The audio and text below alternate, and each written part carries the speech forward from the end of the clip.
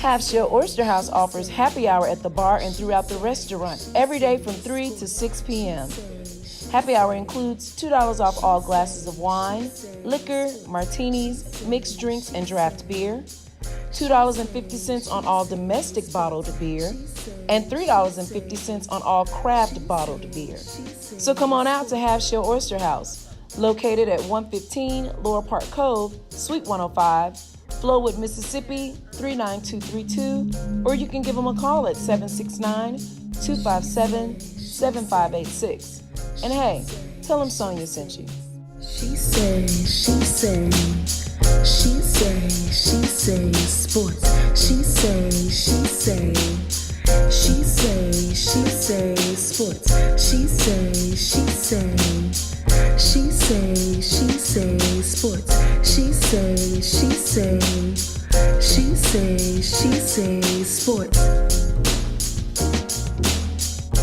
Hey y'all, it's your girl Sonia, and welcome back to She Say Sports.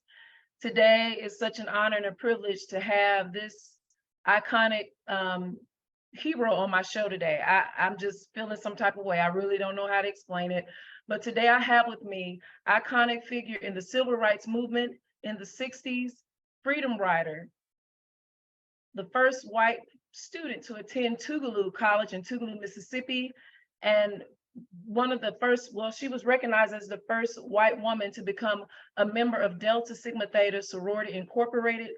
Please welcome Joan Trumpauer Mulholland, and also welcome Emmy-winning filmmaker, author, speaker, and the son of this civil rights icon, Loki Mulholland. Hello, Miss Joan. How are you doing today? I'm doing real good, thank you. And it's great to be on your show. Thank you so much. And hi, Loki. How are you, Fred? Oh, doing all right, Sor. That's awesome. That's awesome. So we're gonna get right into it. And Miss Joan or Loki, you can jump in at any time. It's so much information that I've skipped over some because we'll be here all day. So, but you are welcome to add more to the conversation. So, Miss Joan, as I was doing my research on your journey to become a civil rights activist, it kind of began sort of when you were what, 10 years old? In a sense? I'd say so, 10, yeah. Could you elaborate on that for us, please? Well, I was visiting my grandma down in Oconee, Georgia, not that fancy resort, but that old logging town. Mm-hmm. And my same girlfriend I played with every summer, we sort of dared each other to go sneak off and go into the colored, that was the polite word, but that's not the word we used, part of town. Well, it was really poor in the white section, a little just houses that would shake every time the train came through, and the train ran down the middle of the dirt road through town. But that was really fancy compared to the colored section. And when people saw those two little white girls coming down the road, they just made themselves scarce. They would quit sweeping their yards and disappeared inside or behind their houses. Well, that was creepy. But then we got to the colored school. That did it. It was a one-room shack, never had a drop of paint on it. Door was ajar. You could see the pot-bellied stove for heat. No glass or screens at the windows, just wooden shutters, no running water, no electricity. A hand pump out in the front yard. And way out in the yard, there was one outhouse. So I'm saying these unisex bathroom things are getting into now, that ain't nothing new. Right. But I knew out the other end of town was the fanciest building for miles and miles around, a brand new brick school with everything, running water, electricity, the whole 9 yards for the white kids. And I knew this was not right. It wasn't doing what we learned in Sunday school about treating people the way we wanted to be treated. And I couldn't have really put it in words then, but I just sort of knew that when I had a chance to make the South, didn't care about them Yankees, but to make the South the best it could be for everybody, I would seize the moment. And that came with the sit-ins when I was in college. Wow. So at the age of 10, you began to recognize the economic divide between the races and having thoughts on trying to help Yep, at 10. at 10. What did your desire, what did your parents say when did you um communicate this to them? And if you did, what did they say? Oh, heavens no. Mama was from a small town in Georgia, Mhm. and she was a strict segregationist and used all that vocabulary that went with it. But she just represented the culture she grew up in, where the law, the church, everything supported segregation and all. Mhm. And Daddy was a different opinion. He was from Southwest Iowa, but they had just agreed when they got married they would disagree on this. They had other things in common. Okay, got you. So your desire to become an activism created tension between you and just really your mom? Well, yeah, and I really didn't discuss it with her at that point. But when I Okay. started being an activist, oh my lands, yes. Yeah, I can imagine. So fast forward, you initially wanted to go to a small college, Christian school, is that correct? And Yes, Presbyterian school mhm, out in Ohio, because my Sunday school teacher and her husband went there. And my high school had been so big and overcrowded, I wanted someplace where the professors would actually know you. okay. Now, you probably heard of her husband. His name was John Glenn, an Yes. astronaut. Yeah, well, his wife was my Sunday school teacher up here in Wow. Arlington. But Mama wouldn't have it. Um, oh, no one's ever heard of that school. And I think she was really afraid it would be integrated. I had to go to Duke University, Which is not prestige. shabby. That wasn't shabby. No, but it was prestigious. And I finally agreed, well, it'll get me away from Mama, Mhm. which I think most teenage girls are happy to do. Yes. And so I went to Duke. Well, that was Mama's big mistake because the sit-in started just down the road a piece in Greensboro. Mhm. And then they were quickly happening from the students at North Carolina College, as it was then called. We're having demonstrations in town. And one Sunday evening, they came out to our Presbyterian group, met every Sunday evening, the chaplain told us, but keep it quiet that they're coming, these students. The administration could lock us out of the building. The rowdies could show up and cause bad trouble, and the police could show up and arrest us. Yes. But these students came and spoke about the demonstrations in moral and legal terms. And then lo and behold, they invited us to join them. So a bunch of us did. That led to the picket lines. It led to the lunch counters. It led to the city jail. It led to the courtroom, and it led all the way to the United States Supreme Court, which overturned the conviction and said sitting in is freedom of speech. That's right. That's interesting. So before I ask the next question, because I've always, the lunch counters, sitting in, at the lunch counters, why was that so important to sit there? Could you not just sit at the table, or There were no tables. This there was weren't any tables? the Okay. dime stores, and this was before the fast food joints. And if you wanted a quick, cheap bit to eat, you went to the dime store and you sat at the lunch counter. I If see. you were white, if you Mhm. were black, you went down to the end of the counter, got a carry-out order, and went outside and sat at the curb. Got you. I understand now, because I was just wondering about that. So you you stayed with Duke for the fall, correct? Because they wanted you to stop. I stayed I finished the school year, Okay, you did go. Okay. got my credit hours. Well, and then I split. And the NCC students asked me to go up to Howard and see what was happening Mhm. because they hadn't heard anything from them. This was before the internet and all. They hadn't heard anything since SNCC was formed.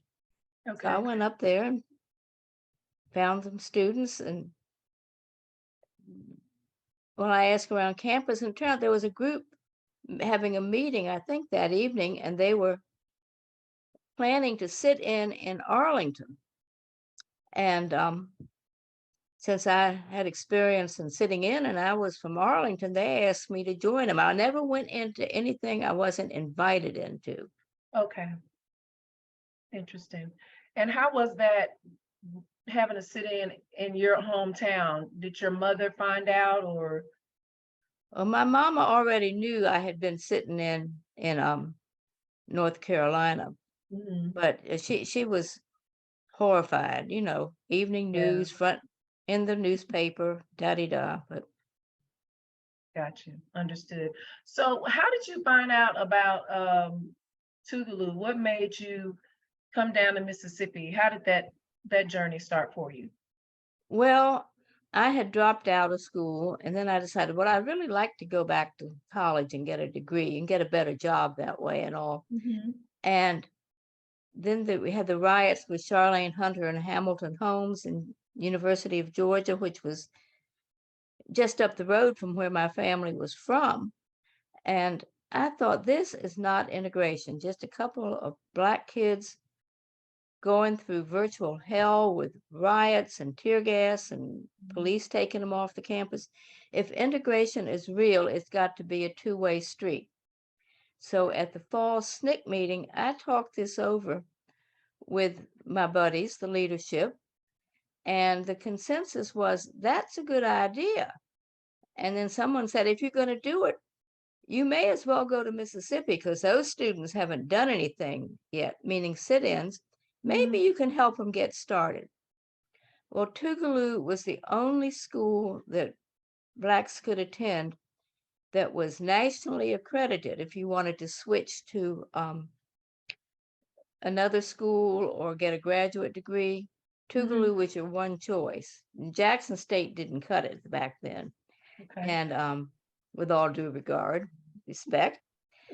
But so I applied to Tougaloo and they sent for my transcripts from my high school and college. And then I got this letter saying, we have gotten your Duke transcripts, but we haven't heard from your high school yet.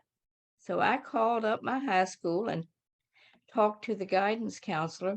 And she said, we're not going to send your transcripts to that school. Well, I knew exactly what she meant. Mhm. So I called Tougaloo back and they knew exactly what she meant too. And they said, well, we'll accept you on your Duke transcripts. Wow. And wouldn't you know, my son had me on a Zoom thing. That boy gets me in bad trouble, well, good trouble, with the superintendent of the Alexandria, Virginia school, public schools. Mhm. And we were just talking and Loki said, tell him about your transcripts.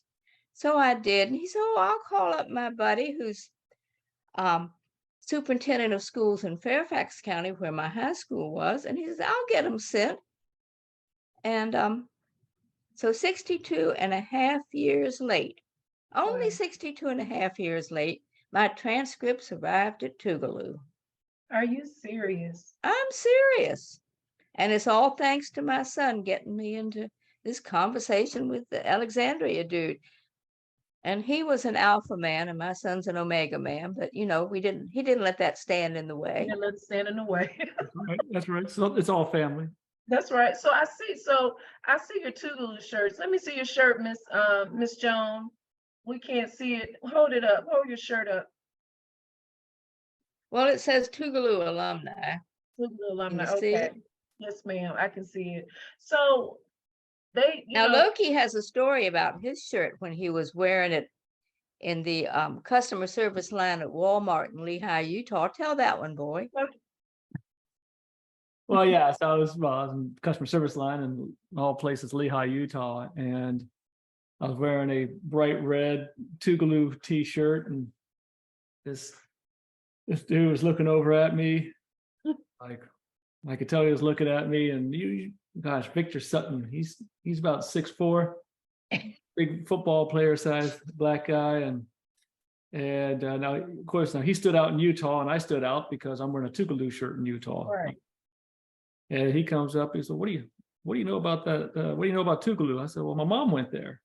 And that, really piqued his interest. And of course, as we got to talking, he figured out very quickly who mom was. And He's like, man, I just thought you got that out of like Goodwill or something. I was like, oh no. But he, come to find out, years later after I crossed, that he was a fraternity brother. Oh, And really? he's also, he He's is from the From, community of Tougaloo. yeah, he's from Tougaloo. What's Yes, his name? Victor Sutton. I grew up with Victor.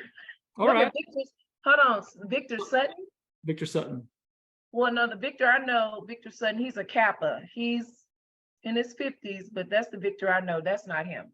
No, Victor crossed Yazoo City. Wow.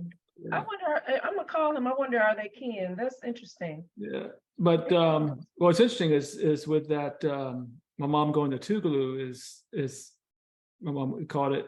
I don't know, Mom, did you come up with the term, or did Ebony Magazine come up with the term reverse integration? I think that was Ebony. Because Ebony Magazine, the January 1963, they did about a 6-page article with Mhm. photographs and everything about my mom at Tougaloo College. Wow. And you can still find that online even. And that's you said 1963. 1963, yeah, January 63. Okay. Actually, the leading article, the main article they highlight is that one. That is so interesting. And Ms. Joan, when they were telling you to go to Tougaloo, and they used to call, and I mean, it's kind of like that still a little bit to me. They call Mississippi the heart of darkness. Did that not scare you? Did you know that term at the time before you came? I don't think I knew that term, but no, it takes I don't deal with fear. Okay, but you can't, not what you do. No. I say it paralyzes your brain Sure and does. keeps you from thinking about what you need to do in the situation. That's true. That's true. So during your time at Tougaloo, you became immersed in the civil rights movement and actually worked with two early heroes of the civil rights movement, Martin Luther King and Medgar Evers. Tell us about that time working with them, and how did it change the trajectory of your life? I think my life was already on that trajectory to get me there. I'd been in sit-ins and on the freedom rides and what have you, Yes, ma'am. but they were both gentlemen, and Medgar was out on campus all the time. And weekends and, short vacations, I would work in the SNCC and CORE joint office, doing office work. It wasn't safe for me to be out on the streets with anybody, but I would be, typing and da-di-da. And if I was caught up, I might go a block or so down the street to Medgar's office and see if they needed any help on stuffing envelopes or something. Right. So we certainly knew who each other were and spoke pleasantly, but he was an adult and I was his youngin'.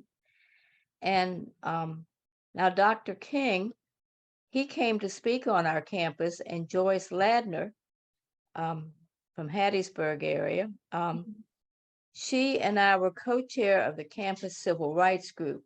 We called it the NAACP. Ho, ho, ho, the Nonviolent Agitation Association of College People. But, Medgar accepted us and, or didn't come down on us. But as co-chair of that group, we were put in charge of escorting Dr. King to wherever he needed to be, to speak somewhere, to the president's house, to lunch, wherever. And, but we still had to be in class, we were students, Right. had to be in class. So we worked out a schedule where we would sort of take turns escorting Dr. King around. And he was pleasant, gentlemanly, but, things like, what are you studying? How do you like it here? That type of thing, but nothing in depth again. Right. And you helped plan and organize the March on Washington. And how was that for you? What can you tell us what was your day-to-day? Because I think you were behind the scenes, is that correct? I was behind the scenes. I was in the Washington, D.C. office of the March. And again, I was doing office work. I could type real good. I could sight type another language Really? at about 100 words a minute. Wow. That was pretty good. And so I did a lot of typing. And then on the day of the march, Oh, and I dealt with the press also, answering Okay. the phone and, sending out stuff to the press.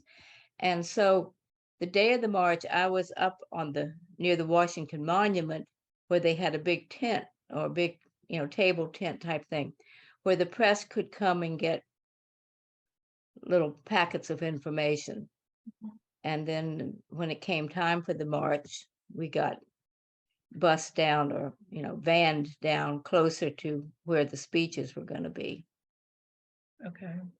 And how was that for you? Just all of those people and Martin Luther King's speech. How was it? And I think I remember you saying that was not the speech that he was doing, or he added more to it. Can you give me Yeah. more? Well, we had been afraid that the Kennedy administration would bring out troops, Okay. buses and all from getting into DC. And then the American Nazi Party was over at headquarters in Arlington, and the Klan was really active up at Camp David, the Mhm. presidential retreat area. So there was a lot of fear of riots, and storefronts were boarded up and that type of thing. But nothing happened. In fact, the arrest record went down that day. Now, Mhm. on the speeches, they had to have the script approved ahead of time, and John Lewis had to take out his little tidbit about we're going to march non-violently through the South, like Sherman marched through Georgia. Oh, that was too radical. Okay. And I guess King gave his approved speech, and then he just took off on that "I Have a Dream" thing, Mhm. which was not pre-approved. And I thought that whole speech was just sort of pie in the sky, that "I have a dream" thing. It was not dealing with reality. It was not a call to action. Mhm. I liked his speech at the end of the Selma to Montgomery March way better. How long, not long. It was a call to action. Okay. And we needed a lot of action. Yeah. Still We did. do. Yeah, we still do. And speaking of Arlington, was when I was watching the film, and you say every time you try every time when you go to Arlington to go to Medgar Evers' grave, and you put stones. What do the stones mean? Well, it's a Jewish, I put flowers, but sometimes stones, Mhm. but it's apparently a Jewish custom that they would put stones or something on the top of the tombstone. Mhm. And you find a lot of those around Medgar's grave. I even found, happy smile and love stickers and Cub Scout beads and stuff like that. But Mhm. people just leave a little memento. And I'm there, depending on how I'm in town, either the anniversary of his death or for his birthday, and some years both. Mhm. And any other time I'm up there, for any reason, I go by Medgar's grave and pay my respect and thank him for all the work he did. And if anybody's walking down the walkway or something, or a tour group, Mhm. I call out to them and, you know, try to get them interested. Yeah. And I like I mentioned earlier, I met you and Loki last month. We were at it was for the 50th anniversary of Medgar's death, and we met at Miss Murley's brunch, the widow's brunch. It was Was it 50 it was or 60? 60 60th. 60 years, I'm sorry, 60 years, because I wasn't born yet. You're right. So it was a great brunch. It was amazing just seeing you and Miss Murley in one room together. I was just floored. I was blown away. It was awesome.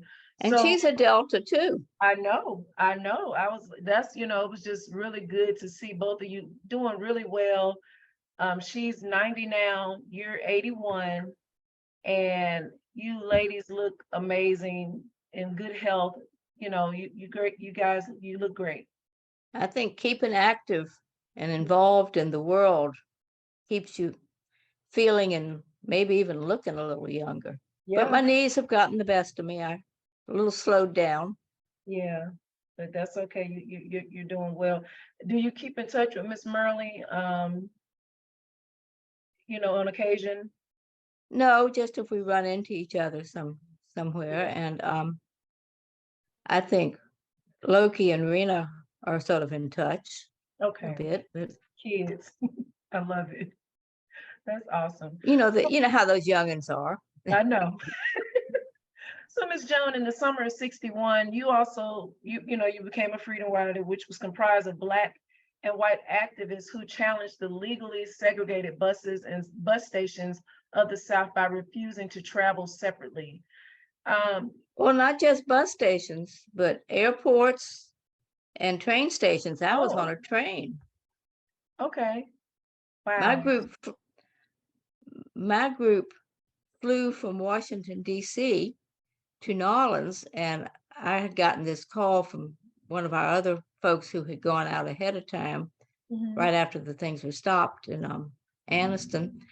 And I got this call in the middle of the night. Paul knew I had a phone in my little efficiency apartment right by my bed.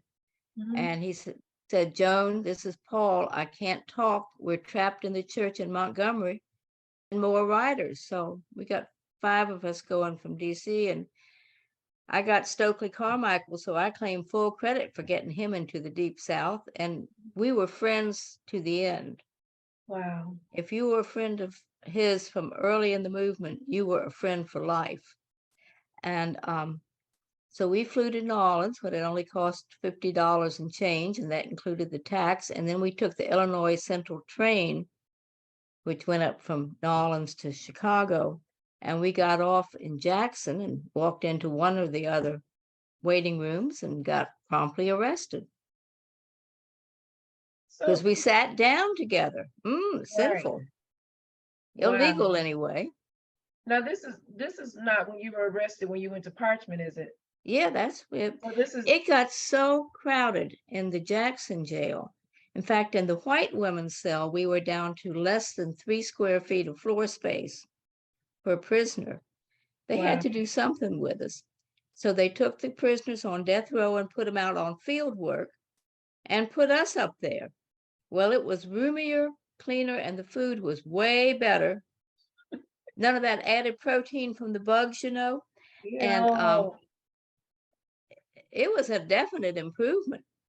I knew, and they were trying to intimidate us as well as find some place they could put us. But I mean, I'm a Southerner. I knew their game. They weren't frightening me. Mhm. And so it was free room and board for the summer. I'd already been accepted at Tougaloo, didn't have any place to go. So I just took So my you free just room waited and out your board. 2 months. You Uh, just waited out your 2 months. yeah, I was probably in jail about 3 months altogether because it was counted $3 a day off of your fine for every day additional you served. So yeah, I got out just in time to go out to Tougaloo. And Ms. Joan, I know you said you don't walk in fear, but did that not scare you at all? Period. No, I don't know. I would have been. I don't understand. I couldn't have did it. well, I say you're going to die eventually. I would rather Boy. die for a cause I believe in Yes, than ma'am. trying to cross the street with the light at rush hour. You're right. Yeah, that's true. That's true. And for 3 months you were in jail, and that last month was also your 60th anniversary of being in Parchman. Loki was wearing the shirt with a screenshot of you being in jail with your My what do you call it? mugshot, Your mugshot. good That's looking mugshot, I must say. you were beautiful woman. I was like, she's cute. She's Not to pretty. be too vain, but yeah, it ain't bad. And did you read what it said on his? My Yes, mom is an ex-con, yes. Oh and yeah, I put it on social media. I put our w- picture on social media. yeah, the one he had for me was this is my government issued ID. And I must say, TSA generally gets a pretty good laugh at that. I bet. So you guys went to visit, I think Loki was the 50th anniversary. they, you and your comrades went to Parchman to just walk in your cell? Yeah, that was during the 50th anniversary. And the first thing you said was when you got to cell 14 was home sweet home. And I know, it was just your sense of humor, but how was it going back there, seeing where you were for 90 days? Well, I liked it. I was glad to get back up there one more time. Mhm. And Interesting. one of the guys who was there, oh Lord, I'm blanking on his name, but Mhm. he starts singing at a cell. Reverend And what? Reverend Green. Reverend Green. And when he was in high school in Washington, D.C., he had a group, a musical group. He was Mhm. the lead singer. His backup man was Marvin Gaye. Mm. So, Reverend Green was good at singing right to the end. Was that the guy that was singing on the film? Yeah. Yeah, he had a nice voice. Very nice voice. Is he still with us? No, he's passed. Okay. He's singing in heaven with the angels. Yes, he is. So, one more thing about the Parchman. When you were there, did you speak with your parents at all while you were there? Nope. We could No. send letters, but they were censored and you never knew what letters would actually get in the mail or which ones you'd actually receive. I got you. I got you. Awesome. So let's fast forward to 1963. And like I said, I'm trying to, it is so much information, Ms. Joan. 1963 to the Woolworth sit-in riot. That riot went on for like 3 hours. Can you explain to me? I know you weren't there at first, but when you got there, what was going through your mind, and tell us about that. Well, Memphis, our classmate who had been drug off his stool, kicked until he was bleeding out of every hole in his head. And then he and the ex-cop who had been kicking him were arrested, probably breach of peace. And I ended up taking his seat at the lunch counter. Mhm. And then me and Ann Moody got drug off our stools again. And so when we got back to the counter, we couldn't get all the way back to where we had been. But to me, the important thing, well, there are two things. One, the mob was there because at the nearby high school, it was exam week and seniors with good grades could come uptown and get lunch. No fast food joints, they could go to the lunch counter. Except we had the lunch counter closed down and they were not happy. And those high school boys, they'll try to outdo each other. So one would say Right. something ugly and the other one would try to be uglier. And it went on for 3 hours. Now, the most important thing to me is the guy who took the pictures that went worldwide. He had gone to the same high school, knew a bunch of the kids in the crowd. They were literally neighbors, like 3 doors down the street. I say he probably hung with the older brothers and dated the older sisters.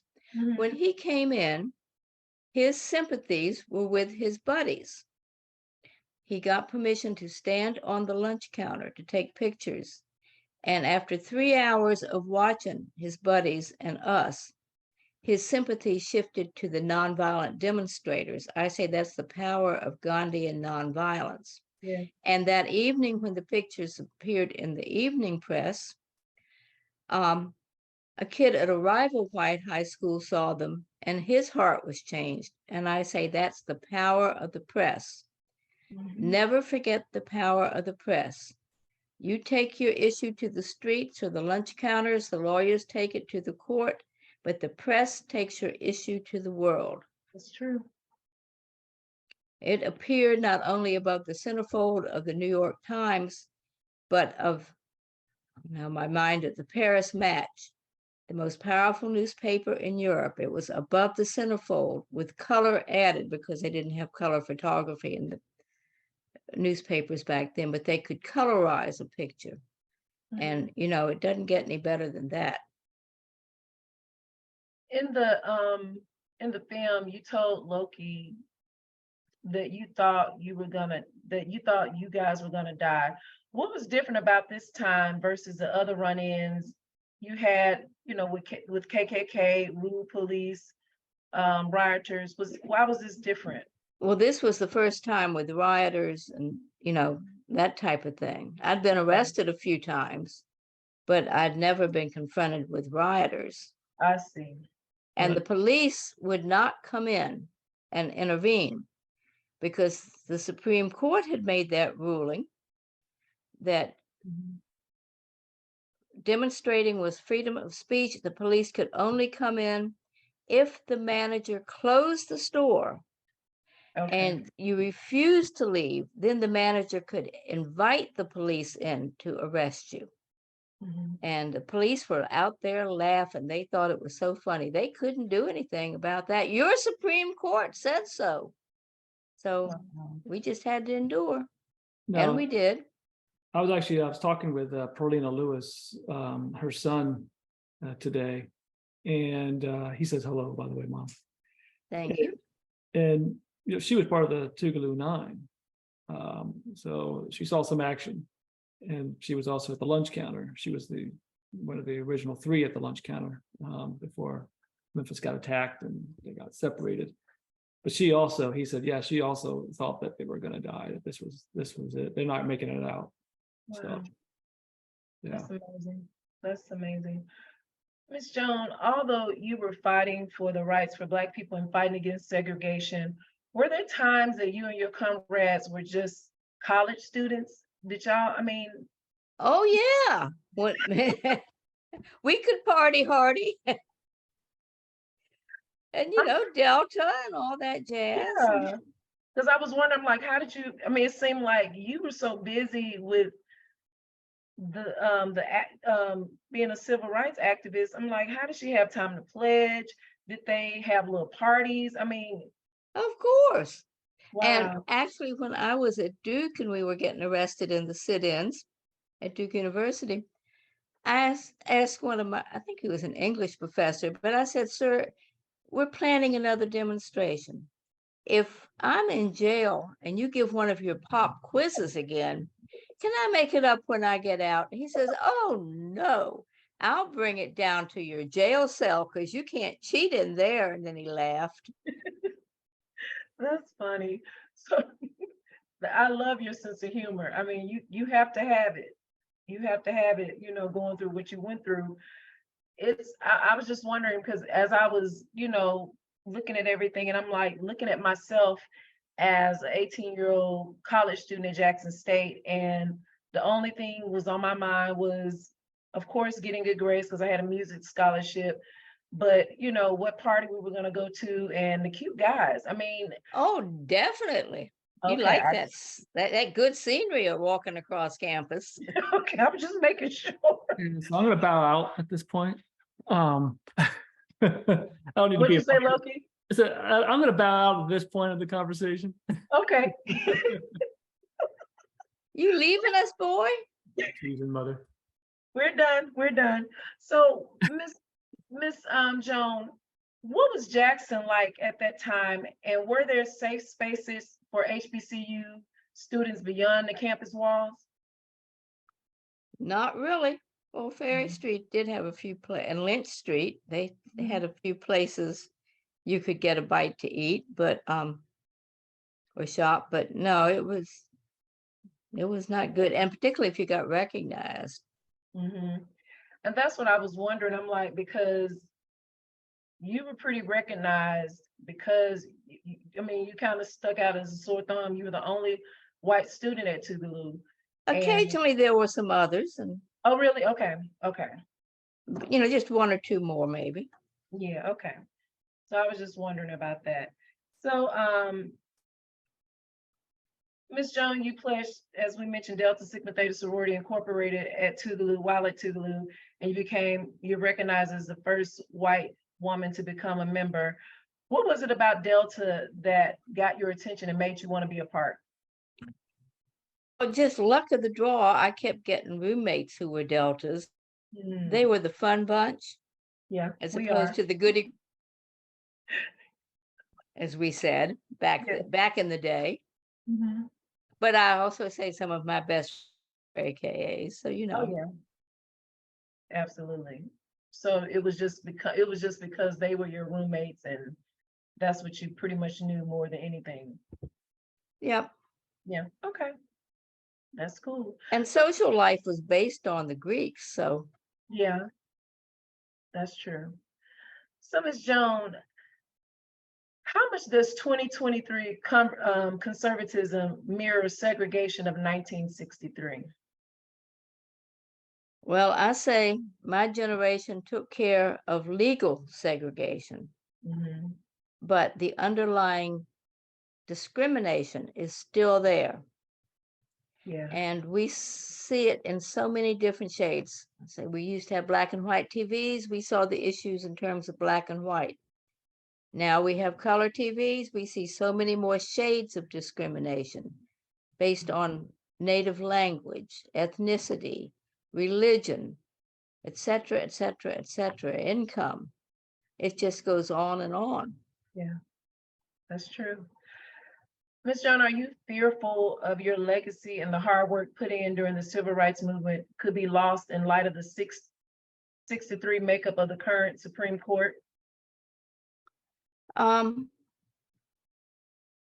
no, I hadn't even thought about it.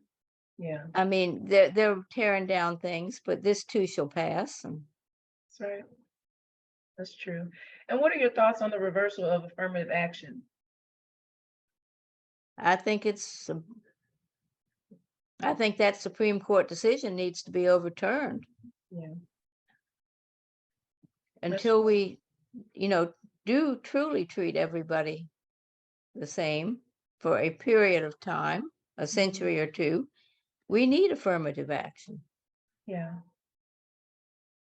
I agree. And we all need to be around people from all ethnicities. Hmm. That's It true. enriches our life. It does.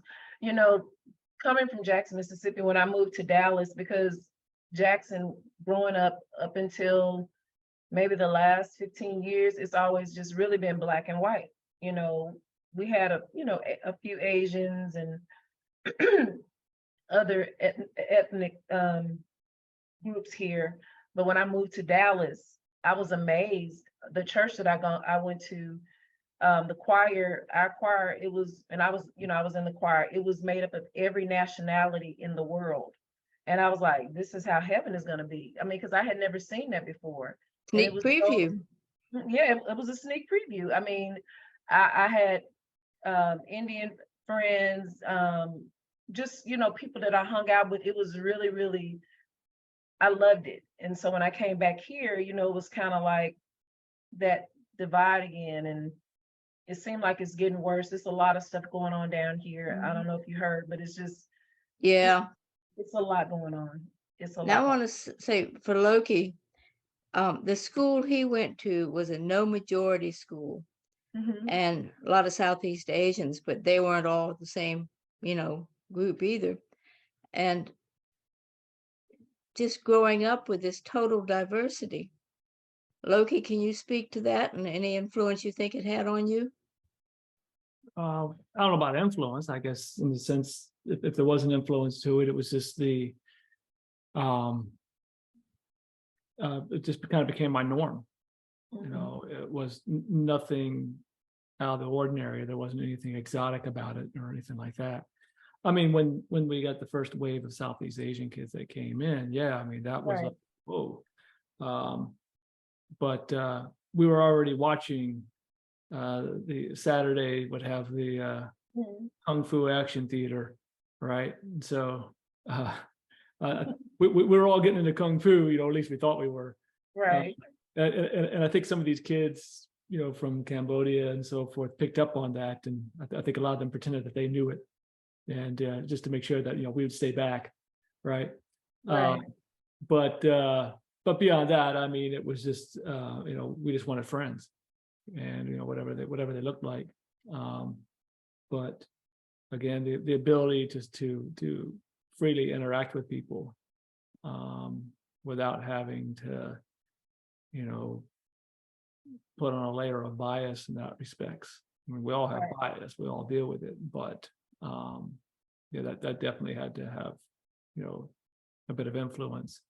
And then there's the work that I do today as well. Mhm. That desire to want to continue what my mother's doing and to create a more just, equitable, place for everyone. So. Right. I'm so glad, and I'm going to get into that. I'm so glad that you are keeping your mother's legacy alive. It's amazing. I'm glad you're doing that. Miss Joan, are there intellectuals or current civil rights individuals who you listen to now and feel like, wow, they get it, like Angela Rye, Michael Eric Dyson, or Cornel West? I don't really focus on it, but Mhm. I'm more focused on just the local scene. I see. Understood. I'm getting old. No, and Women, hey, you put in your work. We appreciate you. I can't focus on quite as many things as I used to. I want Yeah. to tell one story though on the diversity of the neighborhood. I mean, when I was in grade school and all, um, it was lily white, and there was a Catholic school. The Catholic kids went there, and a lot of Jewish kids, they all went to a private school because they weren't going to go to the segregated, school. Mhm. But for my kids, it was completely different. It was pretty well split 3 ways: Southeast Asian, white, and black. Okay. And I remember one teacher saying about Loki's older brother, he doesn't seem to have many white friends. This was a parent teacher conference, maybe first or second grade. I said, oh, I hadn't noticed. I went home and literally in cursive wrote out a list of everybody whose house he went to, everybody who came to our house, anybody else he spoke about as a friend. He was within 1 percentage point of the school demographics. So I went back to that teacher and showed her that list. Now, another teacher with his oldest brother, I think 5th grade, I was escorting a group on a field trip into DC. And of course, they gave me all the boys because I had 5 sons. Mhm. And she was telling me the names. She said, oh, the other 2 you couldn't even pronounce. Well, shoot.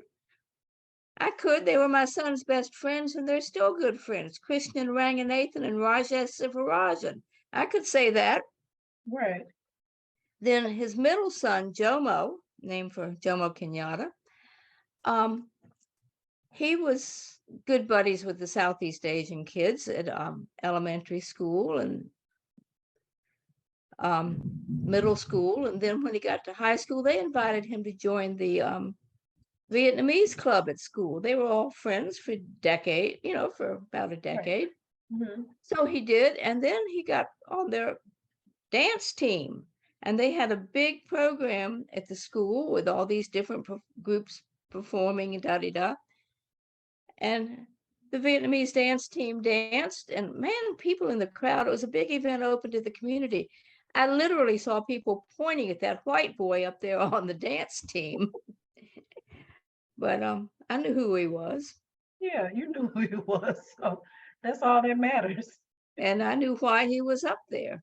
Right. Yeah. Absolutely. But my kids, I think that was an influence that me and the movement had on my kids and their upbringing, that if they liked you, they liked you. If they didn't like you, you could take a walk. That's right. Take a walk. And I totally agree. That's one thing I love about children, because we come here, we don't know color or what's, white and black. We truly love just people growing up. They're taught to be racist or taught to love. So it starts at home, but you're absolutely right. Well, and I say that in the uncomfortable truth. As a matter of fact, it's the, don't worry if your kids aren't born racist. Society will take care of it anyways. That's true. Because we all, again, we all have that bias. Yeah. Built in us. We talk about intersectionality, so it doesn't matter black, white, gay, straight, everything. It's all there. The biases are there. And That's again, true. it's not, like you said, it's not something we're born with, it's something we're taught. Right, And it doesn't have to And be an active teaching mode either. right. Subtleties. Or it's just, through media. Right. So, That's true. My mother, she grew up, in Mississippi, born in 41, and my oldest niece, she married a white man, and she was not happy for a while. It wasn't nothing about him, but it was because of how she grew up, because of what she saw happened as a child, and it probably was maybe fear, but she loves him now, but she loved him then. She just was like, it has nothing to do with him as a person. Y'all don't understand how I grew up. You don't understand what I saw. And I guess it was just, but she's fine now. I mean, they were at my house for the 4th. I mean, it's just, we're a close-knit family, so I do understand. It's just biases that life may give you, not necessarily, the person has nothing to do with it. It's just how sometimes stuff happens as you growing up and where you grow up. That's true. Miss Joan, did you feel like this was a spiritual mission for you? Did you ever feel like to it was? some extent, but I just didn't categorize it. But I think you need to ask Loki some more questions. Oh, I am. I got Loki. You've been on me for a long time. No, yeah. don't worry about that, Mom. Guys, just because you're Miss Joan, and I got 2 more. I got this one and 1 more, and then Loki is in, and that's it. Okay. Oh, So you've been on me a long time. I'm gonna be in the hot seat. Don't worry, Mom. Oh, I got Loki. And did you ever ask God why me? No, You didn't? I just went with the flow of things, and Yeah. there were a lot of good-looking guys in the movement. Yes, they were. Loki, you can leave the room again. Yes, they were, Miss Joan. I mean, I wasn't born yet, but looking at pictures, I was like, those were some handsome men. They really were. It doesn't get any better than Julian Bond for good looks. We'll talk later. I'm just kidding. No, I'm just I didn't kidding. have anything going with him, but Yeah. he was a sight for sore eyes. Yeah, they were some And John Lewis could give the best Southern gentlemanly hugs any lady could ever want. And every time I saw him, I got my hug. Hey, John. No. As South, if you don't hug, you being standoffish. Yeah, that's true. That is true. Look at Loki. He just. One more question, Ms. Joan. What would 81-year-old Joan Trumpauer Mulholland say to an 18-year-old Joan Trumpauer today? Do what your spirit says do. I love it. Keep up the fight. That's good. Thank you so much. And now, Loki, growing up with your 4 brothers, did you realize who your mom was and what she had done in the civil rights movement? Did you guys have any idea? I mean, we had a rudimentary idea, Mhm. but there's the photographs and the stories, but it was old people telling old people stories, old meaning in their 40s. Right. But but the photographs are more about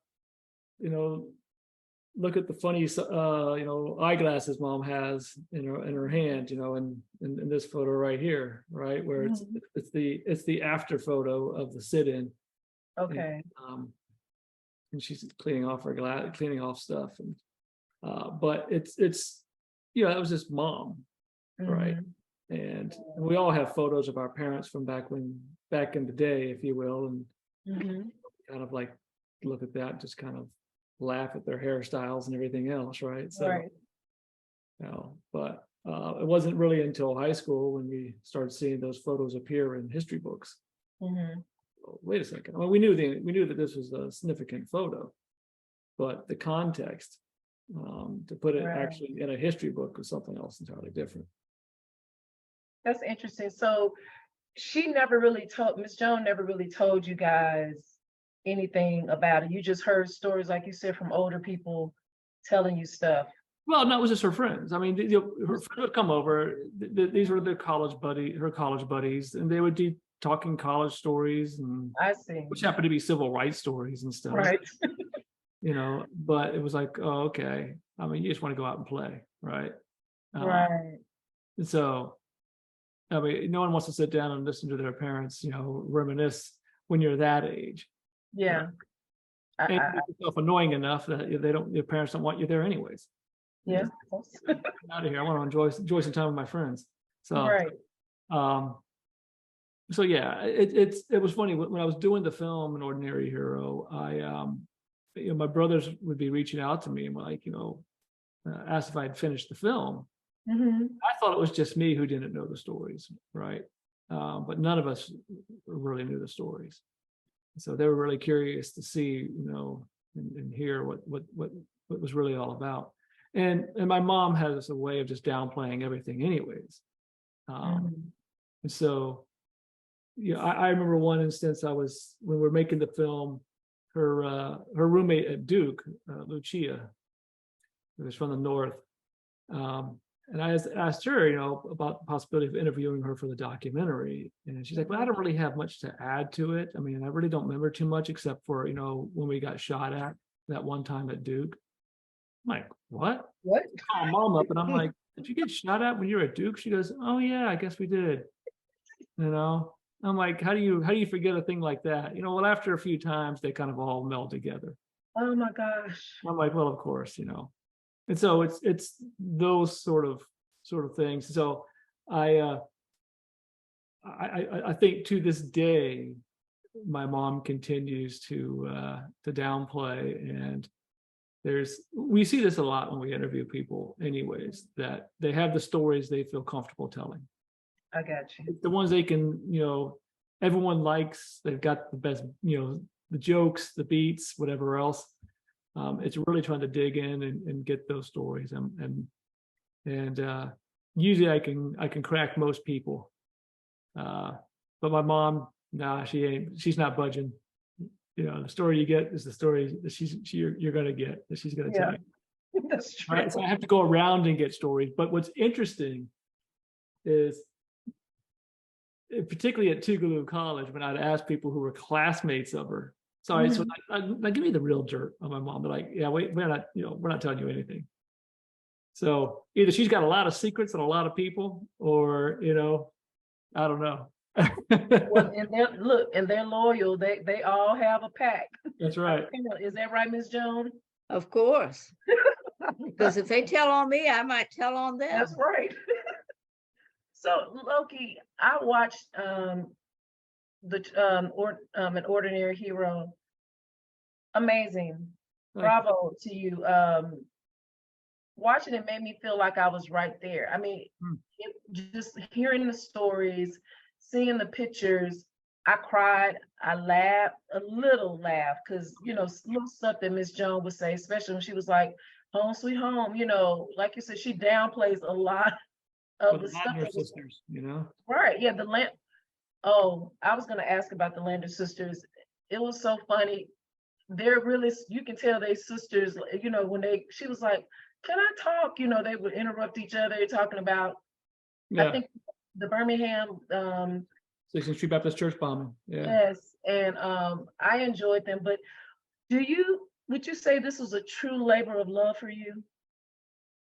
Yeah, no, definitely. It was, it was definitely this journey and to understand, and it was, the original intent of the film was to tell multiple stories. But every time I would pitch it and so forth, it became, we've heard these type of stories before, but we've never heard this story, meaning my mom. Right. And my mom would tell you, she's just one of thousands of people, and you just only know about her because, well, I did a documentary on her, which isn't true. A lot of people knew about her. And every time I would interview people or ask for an interview or ask for archival footage, photos or whatever from museums, archives, the response was always, for Joan, anything. It was like, wow, what was so unique about her? And I think Lou Von Brown says it in An Ordinary Hero. You know, a lot of people, you know, came in the movement, white and black, came down, but never stayed. You might, you know, and some people, you know, feel something, but don't act on it. Right. You know, my mom, you know, decided, you know, to do what was right, even when it wasn't easy.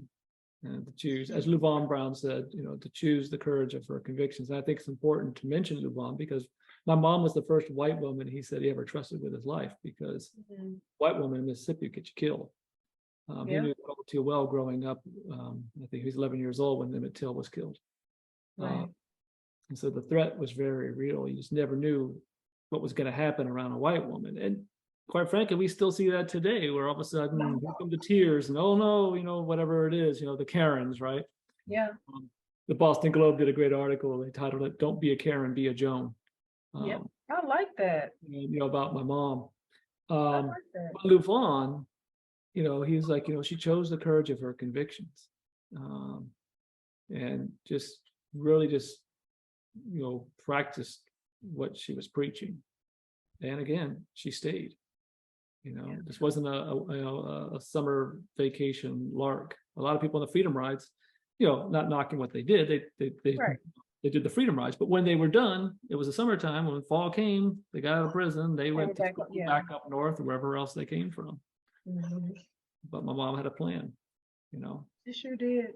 She had a plan.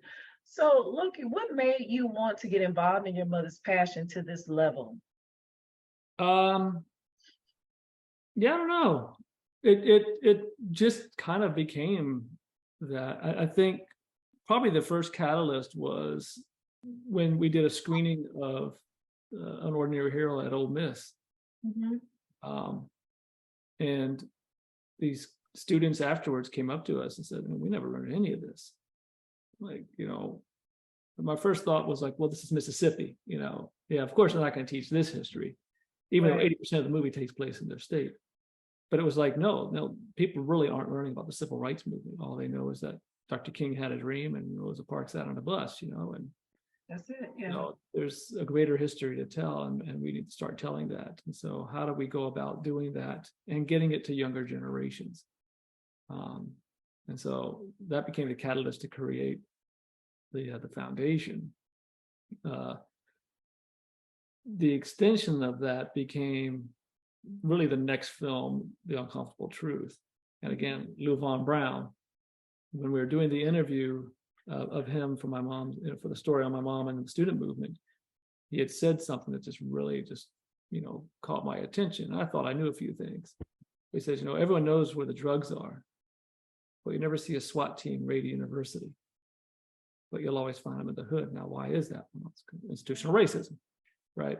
I couldn't put words to it at that time, but though I just did this deep dive, and that became the film. And after three of these films, someone said, yeah, you know, you're the one who does all the civil rights movies. I'm like, really? It just never crossed my mind, but it had been this slow journey into this, to the point, you know, where next year will be the 10th anniversary of the foundation. You know, we're have DEI trainings, you know, we do all these different programs, we have curriculums for schools, we've got you know, scholarship programs and what we call micro scholarships now even, and we have a new film coming out about Emmett Till in August, and the new book, which I'll plug right here, Get Back to the Counter. I love it. 7 Lessons from a Civil Rights Icon. So just different ways to tell the story, and for different audiences. We had a lot of adults who would come. We had these kids books, but we never had adult books. So this is the first one that's for like high school and up. Get Back to the Counter. I like that. And so that's on. You can buy that on any platform. Yeah, you can get it on Amazon and our website right now. Yeah. Okay. Yeah, and there's a few signed copies at the Mississippi Civil Rights Museum. So. Okay. Right. Are the other brothers involved in some capacity? No, not at all. But you know, it's kind of funny. This always happens. So it's like. Are you the baby? No, my identical twin is. Oh, okay. So you have a twin. Oh, okay. He's about 15 minutes younger, but it still counts. Right, it counts, yeah. But no, so they're all just like, he's got it covered. And we all will kind of do our own thing. And it was kind of this sort of unwritten rule, I guess, that we just don't step on each other's toes in regards to Right. what we do. It's like, well, if that's what he's doing, then I don't want to do that, So, Mhm. but they know that it's taken care of and that the legacy is shared, I love that. I love that. Rena had the same thing, like her brothers, Mhm. same sort of thing, Rena's doing this, so. Yeah, I love it. So Loki, as we mentioned earlier, you're a member of Omega Sci-Fi, which is a Black Greek organization. Yeah. What was it about Omega that made, The greatest. Yep, the greatest. What was it about Omega that made you want to be a part of their fraternity? It was interesting when I started traveling around with my mom. I just noticed that there was something different about Omega Men when it came to how they interacted with my mom. I didn't understand the full dynamics at that time, and not that Alphas or Kappas or anyone else, were No, I get you. But they understood that was their sister. Yeah, right. it's right. a different covering. And it was just, I remember asking my mom, well, if I was to join one of these organizations, which one should I join? And she said, well, where I went to school, college, she said the Alphas are about looking good and the Omegas are about doing good. And I said, yeah, but well, why would you join the Qs? And she says, well, there's a lot of fine looking men in Omega. I'm like, okay, that's not my point. She goes, that was your question.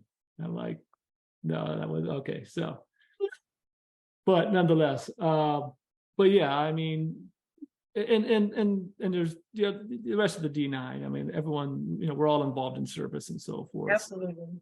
So there's not a knock on any of that, but there was just that natural affinity and like I said, just something about the bros. And it was a better fit for you. It was a better fit for me. Yeah. And I believe you start at the top. That's That's true. what I mean. I love it. I love it. I love it.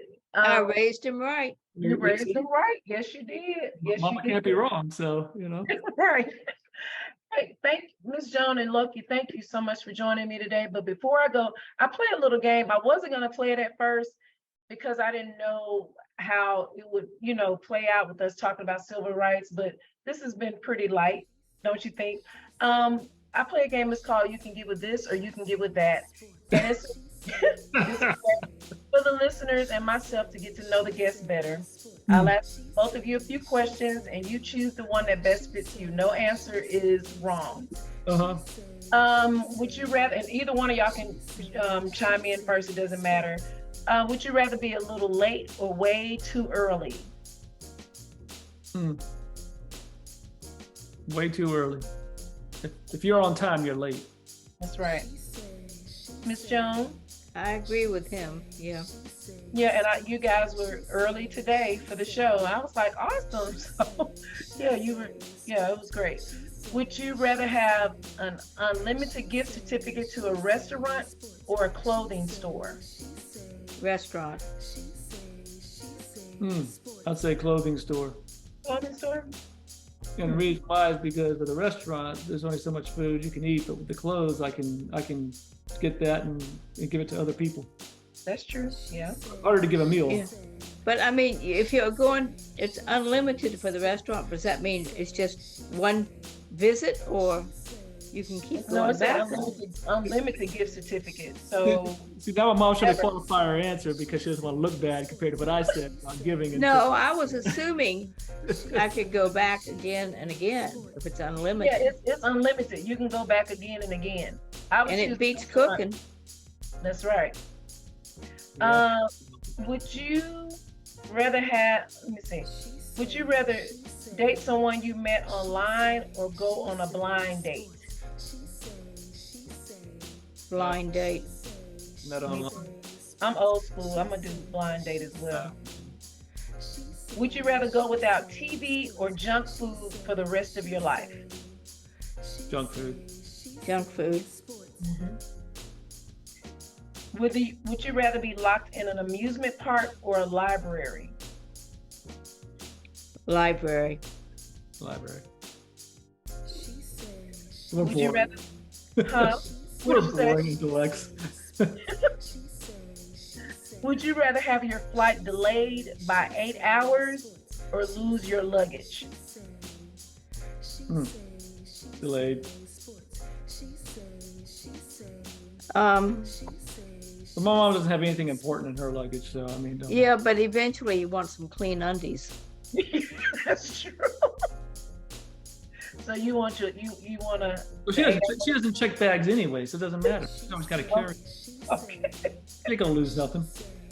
Oh my That's God. why she's okay with losing luggage, because she doesn't check bags, so it doesn't matter. Amen. Well, I You got already me kinda figured know- out, son. Right. I kind of know what both of you are gonna probably say on this one. Would you rather end world hunger or hatred? Hatred, because that would end world hunger. That would end her, exactly. I agree. That would end it. That's true. Last one, would you rather spend the day with your favorite athlete or your favorite movie star? I don't have a favorite of either one. Is it someone you like to watch in the movie or something, Miss Jones? She likes to watch Denzel, I'll tell you that. He couldn't tell you who that is, but we can see a little smile. I don't watch movies, and I'm not into sports. Okay, So- well, let's, All right, let's Mom. change it. Mom, Jesse Owens. Would you want to see him again? Yeah, I would. I'd like to see him again. All right, see. So, Okay. Harry Belafonte, would you like to see him again? Sure. All right, see. Sure. Rest in peace to both of them. Loki, what about you? Oh man, to hang out. You know, I'm gonna be obnoxious and say I already get to hang out with some of the greatest people in the world. You know, That's awesome. you know, Your mama. my mom, Right. Ruby Bridges, and you know, Mrs. Evers and Joanne Bland and so I forth. love it. When you talk about people who are really making a difference, I mean, Yeah. it else becomes a little superficial. Not that the work that they do isn't important, and beyond just the playing field, or you know, because a lot of those athletes are giving back in a big way. Right. But if I could hang out with one, yeah, I'd hang out with the king, LeBron James. Michael Jordan for me. But he's not an athlete right now. But he, well, Okay, all right. I'd say MJ, but I think LeBron would be more open to hanging out with you than MJ would be. Not associated with MJ because he is a bruh, but look, if I ain't gonna get it started about Mike Jordan not showing up to the clave when it was in right, charge. no, please. But nonetheless, Fine. Like I said, no answer is in. not that he's listening, but Right, I'm a Michael Jordan fan through and through. I hope he's listening. That's no, hey, I'm a Michael Jordan. But yeah. I got you. I'm both MJs. Absolutely. Michael Jordan, Michael Jackson. Yeah. Miss Jones, thank you so much for being such a beautiful, heroic legacy that you have. Thank you for joining me today. It was such an honor and a privilege. It means a lot to me. You just have no clue what this means to me. And Loki, thank you for keeping your mother's story alive. Thank you for taking the baton to run and tell the truth, because they're trying to take a lot of the truth out of the books now, history books in schools, and we need you and all the others to keep this going. We have to keep it alive. Please tell us how we can follow you both on social media, and also tell us how we can follow your foundation and help in any way. Loki does all the social media stuff. I don't even know how to post on Facebook, truth be Okay. told, but Yeah. so it's all up to Loki. Yeah, Okay. so you can follow us on TikTok at Loki Mulholland. My mom does a lot of tea on there. Got some great stories as well, and Instagram, both the foundation and myself, we post a lot there. And then obviously Facebook, but in particular the foundation is the jtmfoundation.org, or just Google my mom's name and you'll find it. And we have a lot of opportunities for people to participate, to give back, particularly through our sustaining donor platform, where people can help really make a difference. And a lot of people want to know, like, how can I do something? Well, I'll say this: my mom once said, "I can't do everything, but I can do something." Yeah. Nothing's not an option. So if you don't feel like you're one of those people that can get out there in the street, and not everyone could, even back during the civil rights movement, there's always a way to help. And a lot of it is a lot. So, just get on the website, donate, and help us, continue to make that difference. Awesome. Thank you so much. And guys, you can follow me at She Say Sports on Facebook, She Say Sports 23 on Instagram, at She Say 23 on Twitter, and please subscribe to our YouTube page, She Say Sports. Well, that's my show for today. Until next time, this is Sonia with She Say Sports. Bye-bye, and thanks for having us. Yeah, thanks so much.